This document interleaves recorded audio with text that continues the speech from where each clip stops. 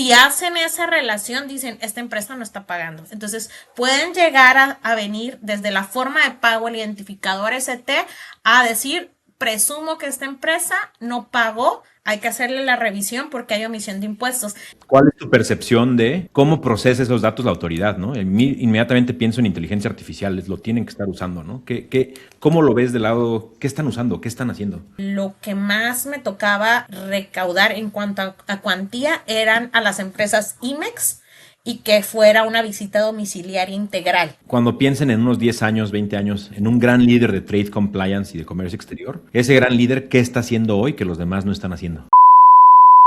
Daniela, llevas casi 20 años, ¿no?, en comercio exterior, incluidos 7 en el SAT, y ahora como pues perito, como experta, ¿no?, dentro del Poder Judicial de la Federación, como perito en comercio exterior y aduanas. Platícame un poco de cómo fue trabajar en el SAT estos 7 años y qué aprendiste que ningún libro de texto te hubiera podido haber enseñado. Pues primero que nada, siempre he dicho que el trabajar para una institución pública, pues es una gran escuela. Te permite conocer diferentes sectores, procesos, incluso programas y modelos de negocio. Puedes ver ahí incluso buenas prácticas que hacen ciertas empresas, pero algo que sí puedo destacar o debemos de tener presente es que desde el punto de vista, y que creo que eso es lo que no nos enseña ningún libro de texto, es que las empresas creen que las auditorías, en cuanto te llega, apenas empieza el proceso. Y es una cuestión súper errónea. Las auditorías empiezan mucho antes, no cuando llega el requerimiento, sino desde que empiezas a documentar tu operación del día a día y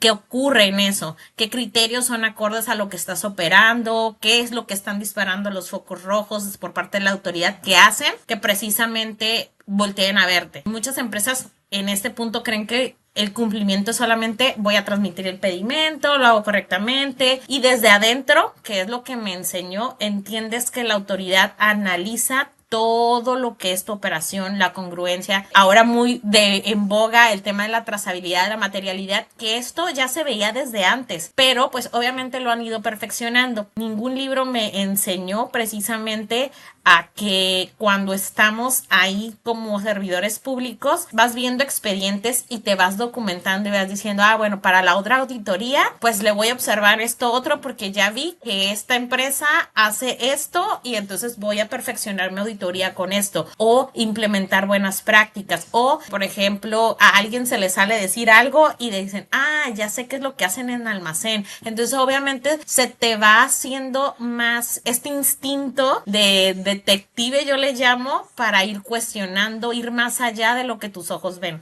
Ahora como, pues sí, como perito, ¿no? Quiero dividir aquí un poco la entrevista en la parte de la auditoría, ¿no? O sea, qué es lo que nos duele, los procesos, ¿no? Y después que vayamos cerrando un poco con pues, consejos que le das a las empresas, ¿no? Pero ahorita en esta primera parte, pues enfoquémonos en la parte de la auditoría, ¿no? Primera cosa que dijiste que me interesó mucho, dices que las empresas piensan que la auditoría empieza una vez que ya te llegó el requerimiento, ¿no? Pero tú dices, no, empezó desde mucho antes. ¿A qué te refieres con eso? Generalmente las auditorías se hacen ciertas programaciones. Hay un área especializada que es el área de programación. Obviamente puede ser desde vamos a decir, una servidora que estuvo en auditoría fiscal. Había un área especializada, programación para auditoría fiscal. Ahora vamos a decir que hay la desconcentrada de comercio, porque ya hay un área especial de comercio, o dentro de la central la GASE. Sin embargo, cada una tiene sus propios productos, que es así como les llamamos a las auditorías o a los modelos de precisamente de cómo se va a llevar la auditoría. Mucho de toda esta información se basa, y por eso es que luego de repente dicen, cuando llega una auditoría, aunque sea con datos inexactos, se van. Sí, porque de hecho sabemos que los datos inexactos son esos focos rojos que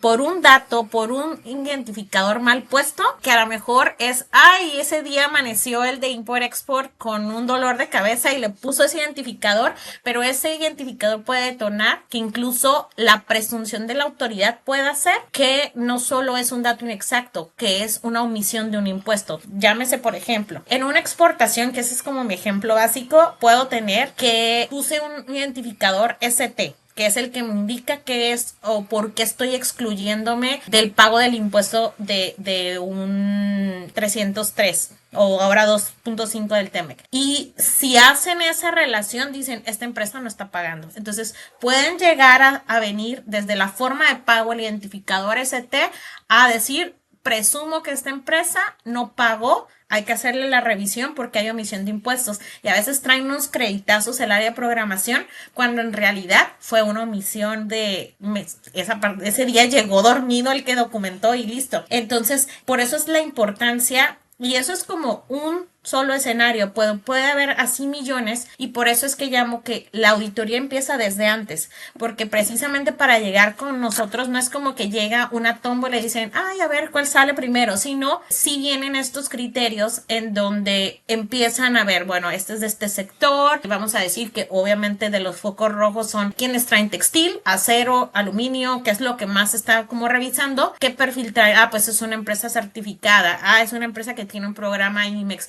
Estas empresas deben de estar operando así, pero la realidad es que esta se salió de lo que es el deber ser. A ver, entonces esta la pasamos para acá y vamos a implementar a lo mejor un programa de fiscalización, porque estoy detectando, por ejemplo, que voy a decirte, no sé, los retornos de las empresas que están trayendo material sensible no están en tiempo. Entonces vamos por un programa de no retornos. O hubo algún tipo de cambio en la legislación y de repente muchas empresas empezaron a poner forma de pago 5, por ejemplo, cuando hay muchos los aranceles, luego las empresas por traérselo rápido pues métele forma de pago 5 y luego vemos cómo lo pagamos, y se les olvida y no lo pagan. Entonces, estas empresas no tienen un programa de servicios, tienen que pagarlo, y resulta que en este periodo hay muchas formas de pago 5, pero no veo reflejados en exportación y en complementarios pagos. Entonces, ese es otro producto. Entonces, eso puede ocurrir y van haciendo, segregando a este tipo de empresas, y al final vienen y dicen, ¿sabes qué? Estas empresas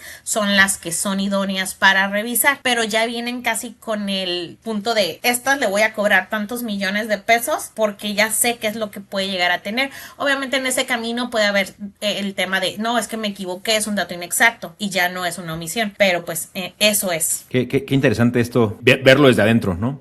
Varias cosas. Dices, ok, todo empieza desde la parte de programación, ¿no? Que el SAT, ¿no? Dentro de sus organismos, ¿no? El desconcentrado, la GASE, tiene una programación en la cual sabe atrás de quién ir. Un poco así lo dijiste. ¿Cómo sabe? O sea, es que ¿cómo sabe, no? Precisamente por esos mecanismos, muchos se llevan precisamente por los... ¿Es tecnología? ¿Qué es el mecanismo como tal? Sí, bueno, anteriormente, cuando una servidora toda estaba dentro de la organización, era un poquito más manual o más llevado con el data, porque el data stage que se maneja es una fuente primordial y esencial para ellos, porque de eso obtienen mucha información, ¿no? Porque prácticamente pues es el desglose del pedimento y con eso pueden jugar a hacer ciertos cruces, ¿no? Como te digo, más o menos tienen esa tipología en donde este es este sector, este es el comportamiento que debe de tener, que básicamente es como la medición del riesgo, y dicen, ¿sabes qué? Estos, si se salen de estos parámetros, son mis focos rojos. Otro de los elementos que utilizan es, hay empresas que son nuevas y tienen ya, por lo menos deberían de estar operando un año, año y medio, y dicen, ¿sabes qué? Esta es empresa nueva y economía detectado que muchas no están cumpliendo, entonces hay que lanzar, y ese sí es al azar, decir, ok, todas estas empresas se entraron como empresas nuevas, hay que ir a hacer pues básicamente un muestreo de más o menos cómo andan, o los otros productos que tenían, y te vas a sorprender, pero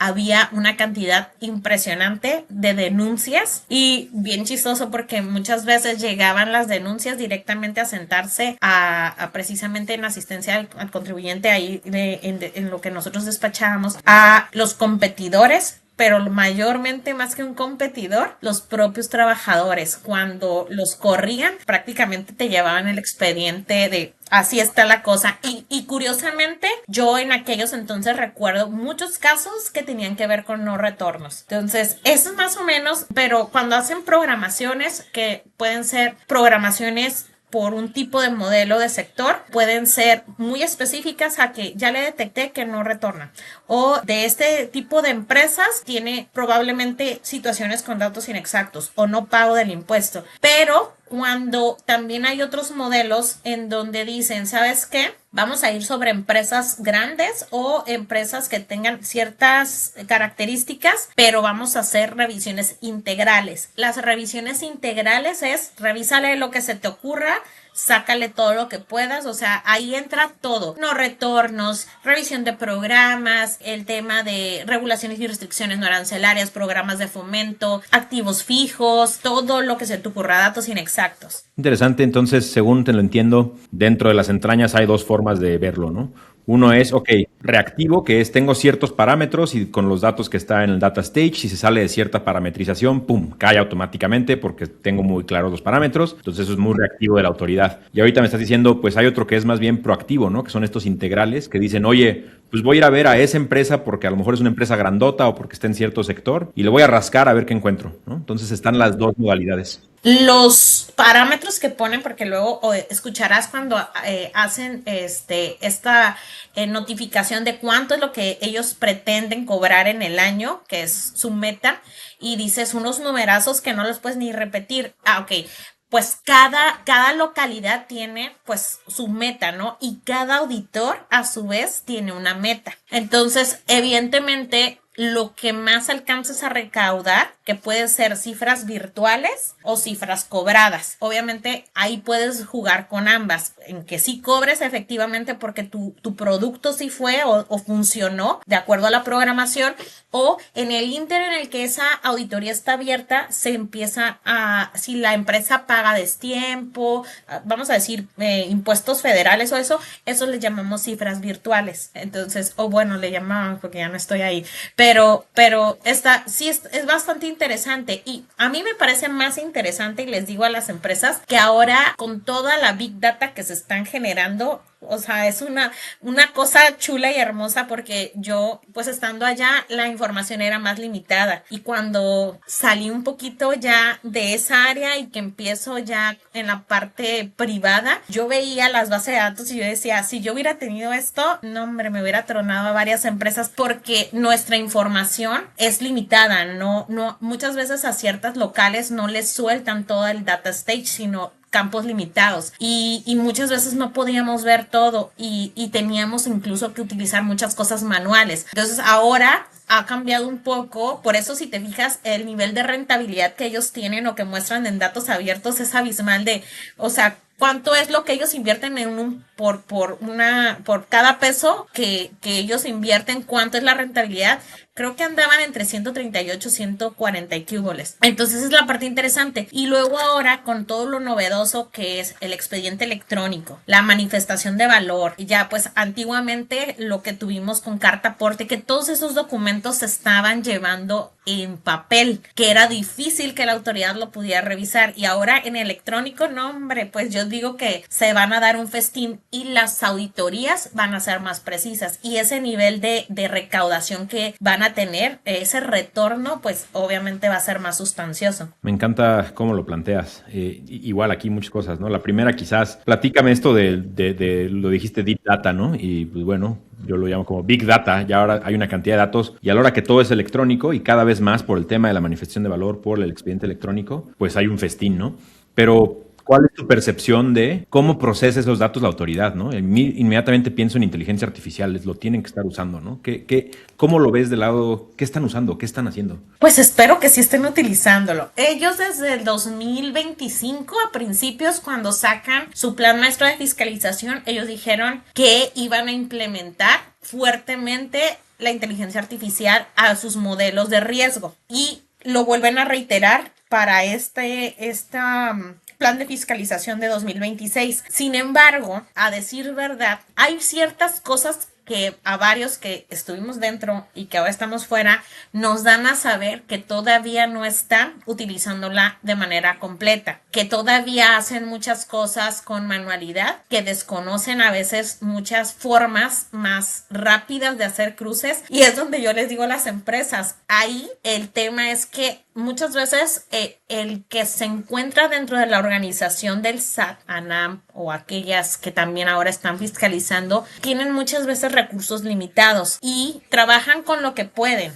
o como les dio a entender Diosito para las auditorías. Sin embargo, las empresas tienen una ventaja que muchas veces, si sabes cómo hablar con corporativo, pueden darte, vamos a decir, como un budget para poder implementar mejoras de procesos. Obviamente, ¿cómo se lo vendes? Se lo vendes en donde cuál va a ser tu ahorro, cuál es el nivel de riesgo que estás bajando. Desde esa perspectiva, el corporativo, hablando de las empresas IMEX, te compra ese tipo de proyectos. ¿Por qué? Porque vas a ir años luz a lo que SAT lo trae. ¿Por qué? Porque probablemente lo único que a ti te falte es también empezar a enlazar y utilizar procesos con la inteligencia artificial. Cosa que dijiste que me llamó la atención. Hablas de que es también altamente sectorial, ¿no? Y mencionaste en 3 en particular: textil, acero, ¿no? Aluminio, como pues focos especiales, ¿no? ¿Cuál es tu interpretación de por qué ciertos sectores llaman mucho más la atención de la autoridad que otros? Pues es que generalmente estos sectores como textil, acero, aluminio, calzado, cobre, son lo que generalmente México todavía produce. Digamos que el sector manufacturero nacional ha tenido pues o ha levantado la mano mencionando me están afectando porque traen productos y es una competencia desleal y entonces pues de hecho, si te fijas mucho el tema del Plan México, el Plan México lo que está buscando es proteger a esa industria y por eso ha habido ciertos cambios no solamente en SAT sino en economía, incluso por ejemplo nosotros en el área de comercio para efectos de las IMEX anteriormente pues los permisos de energía pues ni los teníamos contemplados. Entonces ahora con el tema del huachicoleo, ciertos productos que se utilizan, pues el foco de la autoridad ha ido a que voy a proteger esa industria y también voy a proteger que si di algún programa de fomento y estoy revisando que se estén cumpliendo, estas empresas no estén lesionando mi mercado o estén haciendo defraudación fiscal. Otra cosa, hablaste de que hay metas de recaudación y algo que yo no sabía es que además hay metas por recaudador, ¿no? Hay un auditor en el SAT que tiene cierta meta de recaudación personal, ¿no? Según te lo entiendo. Pues se divide, vamos a decir que pues es la meta, la general, la grande que se dice que innombrable, irrepetible y la que se va dando a las locales. Las locales dependiendo de de las áreas va repartiendo, bueno, a esta le va a tocar este monto y el administrador a su vez pues tiene que ver cómo va a repartir eso. Entonces vamos a decir que pues, si tiene 10 auditores pues es la meta que le haya tocado, pues se divide entre esos auditores y te ponen una meta. Generalmente, cuando estaba una servidora había cierto monto para operaciones que eran de gabinete, unas de visita domiciliaria y podía ir combinado las de gabinete con visitas rápidas. Las visitas rápidas generalmente son aquellas que son revisiones en algún punto vamos a decir, en un punto carretero o, por ejemplo, para inspeccionar vamos a decir, contrabando de mercancía. Se hacían, por ejemplo, fiscalización para carros, por ejemplo, para ciertos comercios para que demostraran si realmente habían importado la mercancía. Vamos a decir, los famosos tianguis o swap meets. Ese tipo de escenarios también nos tocaban. Entonces, dependiendo de eso, iban a dividiendo.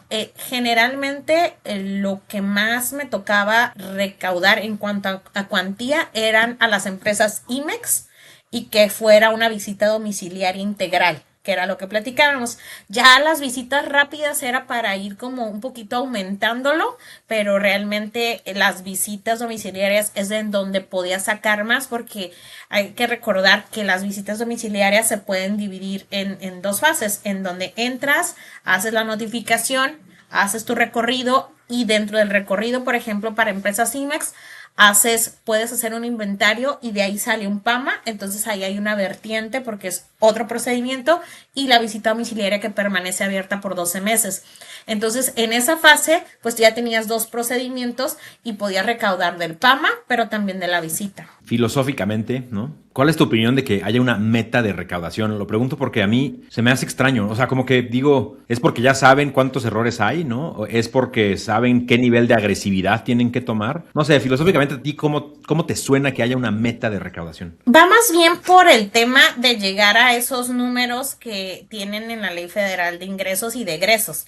Entonces, obviamente tienen pues todos los gastos que van a tener y tienen que equipararlo a que haya pues esa eficiencia recaudatoria que, como hemos visto en las gráficas en datos abiertos, pues ha ido en aumento. Al contrario, ya gastan menos personal en realizar la auditoría, y antes había muchos productos que teníamos muy poco personal, había muy poca forma de llegarse de datos, y a veces teníamos que estar alargando las auditorías o simplemente no se cobraba nada porque no habíamos podido encontrar algo. A una servidora nada más le tocó una sola vez, y fue porque la empresa se quemó, literal se quemó. Entonces, pues bueno, no pudimos determinar, y se cerró la auditoría. Sin embargo, no es tanto que esa meta, pues como ya está plasmada desde SAT federal, cómo es que se va a repartir a las desconcentradas, pues las desconcentradas a su vez tienen que replicar de cómo es que van a hacer esa división para lograr los números. Obviamente había algunos que no terminaban de llegar, que quedaban como en la rayita.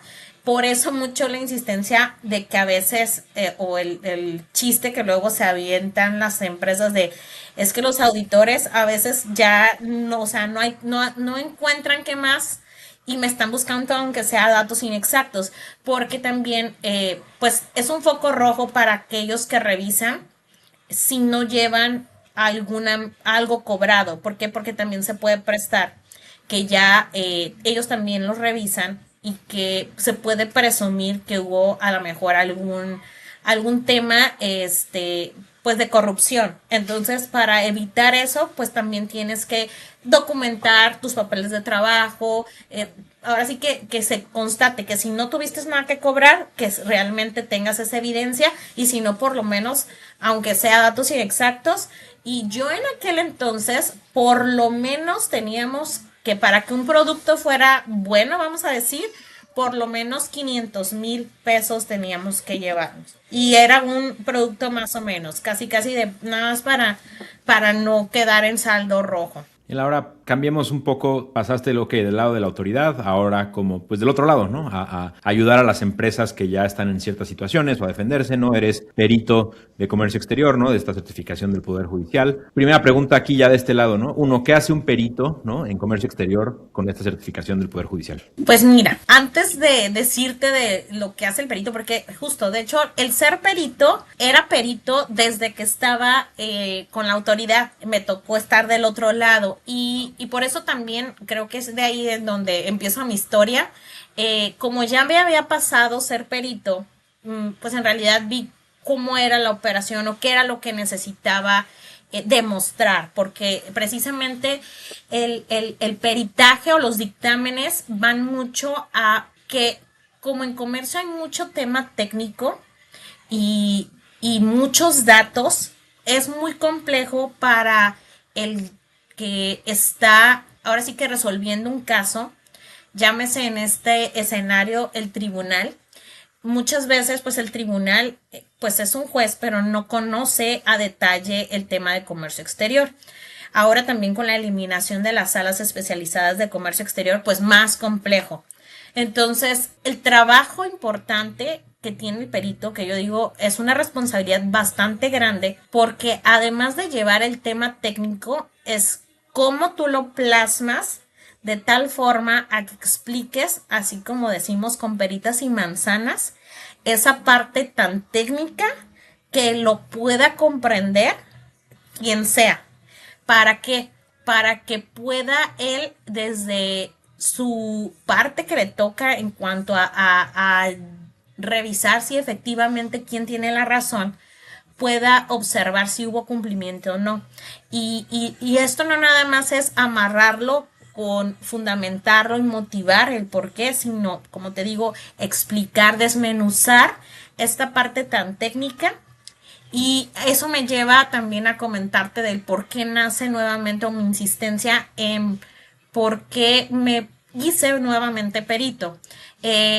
Desgraciadamente, hemos visto que así como ha subido las auditorías, muchas veces el cambio de personal que tenían dentro de lo que es este SAT variaba. Hay muchos chicos que van saliendo de la escuela y los integran a las filas del SAT y muchas veces el tema técnico de conocimiento queda un poco limitado.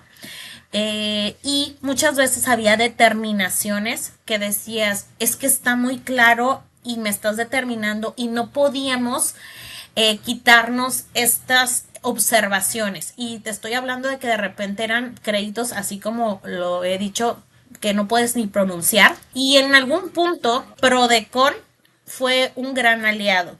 Siento que ahorita, de cierta forma, ha perdido un poco de fuerza.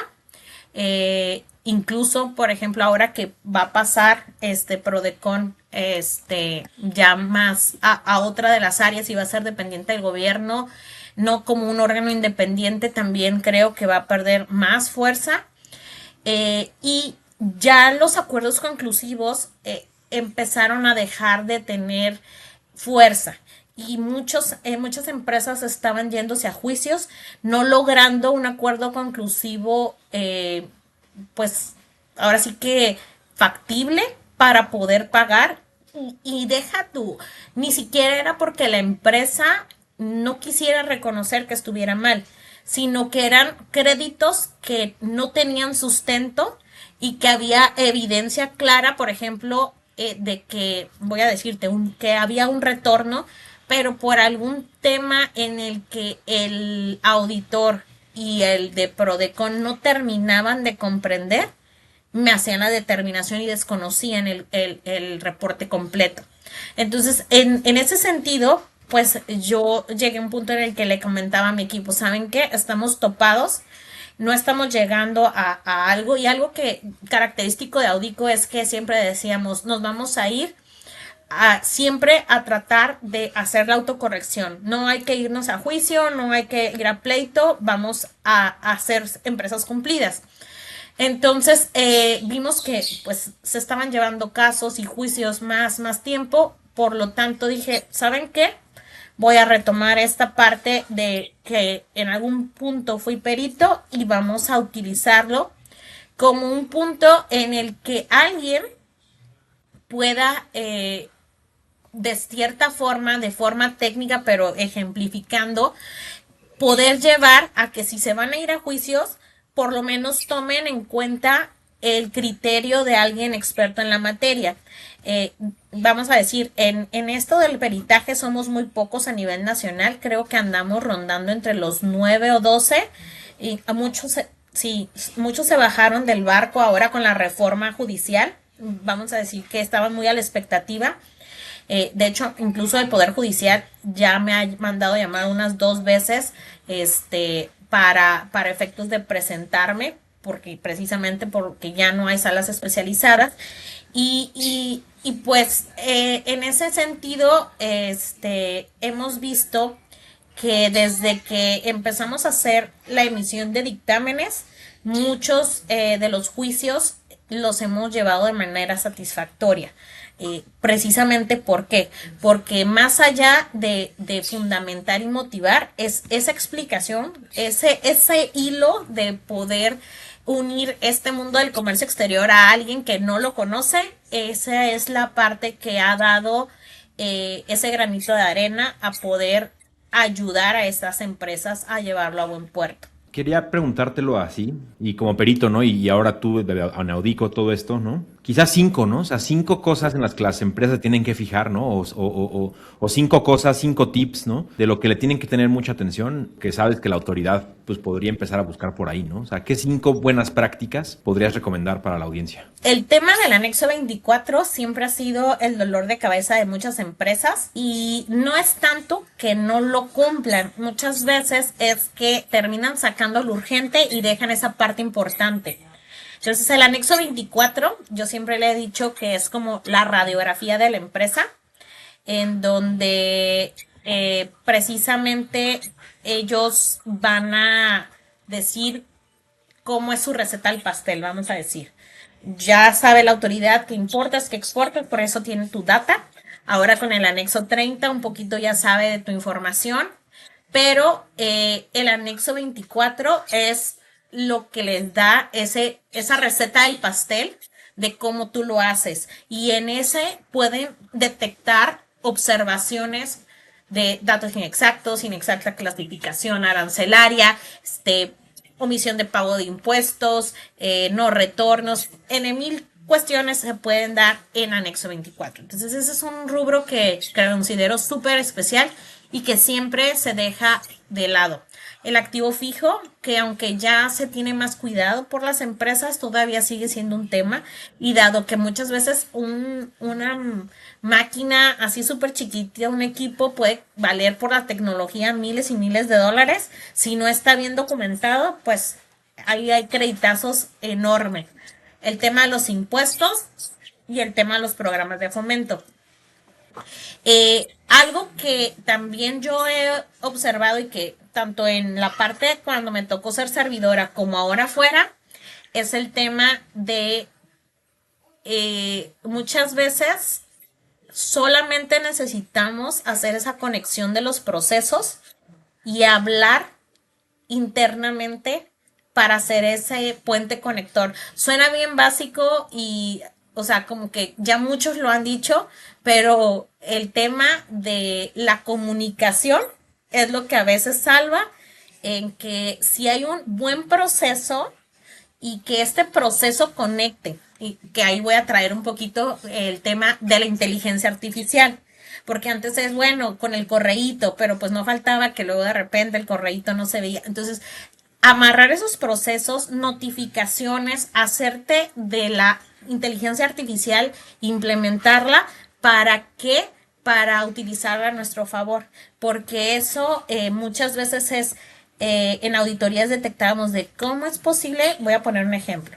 Empresas que llegábamos y revisábamos y les pedíamos sus programas de IMEX y de repente era ¿dónde está el alta? Porque pues aquí observo en el SAT que tienes dado de alta un almacén, pero en economía ¿dónde está?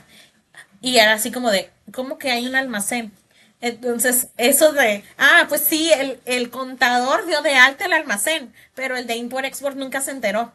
Y pues resulta que incluso el de almacén hasta ya la mandó la mercancía. Y entonces es como, ya hay mercancía en un domicilio que no está autorizado por un programa de maquinaria. O sea, ese tipo de cosas parecen chiste, pero es algo súper común. Y todo porque radica la comunicación. Y la quiero ahora cerrar un poco, o ir cerrando, con un par de preguntas que me gusta hacer, ¿no? Tú desde el rol que juegas hoy, ¿no? Como consultora, como perito, ¿no? ¿Cuál es el papel que ves de la tecnología jugando con las empresas de cara al futuro que estamos, o el presente que estamos viviendo en México? Es algo a lo que te tienes que subir. De hecho, si no se han subido a alguien, ya van tarde.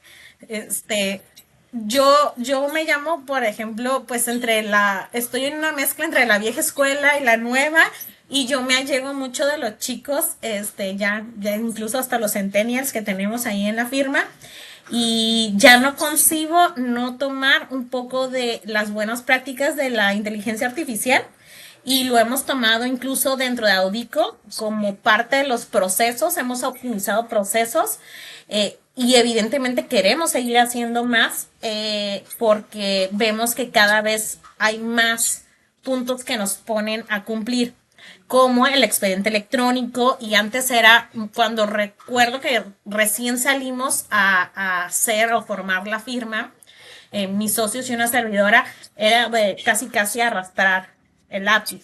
y es documento por documento. Y ahora con el nivel de cumplimiento, con todos los documentos que nos piden, el arrastrar uno por uno nos lleva a la vida. Entonces, imagínate a alguien en una empresa queriendo hacer eso de forma manual, no. O sea, ya con tanto avance, el meter ya la inteligencia artificial tiene que ser un sí.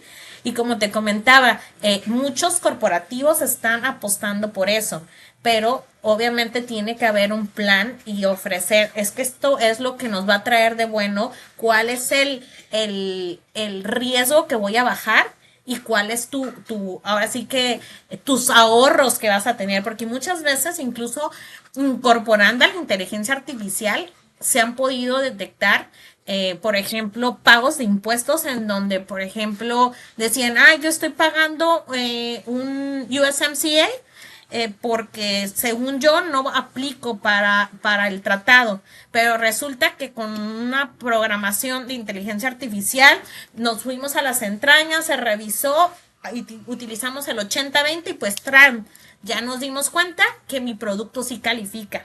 Y ahora ya estoy ahorrando X millones de pesos o dólares. Y incluso empresas que derivado de eso les fue más fácil cumplir con el término de la 232, por ejemplo, para Estados Unidos. Entonces, te puedo nombrar en 1000 cosas que puedes hacer y que tienes que incorporar con la inteligencia artificial. Yo digo que en Audico llevamos el tema de la tecnología, pero todavía está ese sentimiento de nos falta mucho más porque probablemente haya ya evolucionado muchas cosas y constantemente estamos buscando y viendo qué más podemos integrar para optimizar esos procesos y poder ofrecer pues mayores servicios. Lo mismo las empresas tendrían que estar haciendo. Para cerrar, la pregunta que siempre me gusta hacer, ¿no?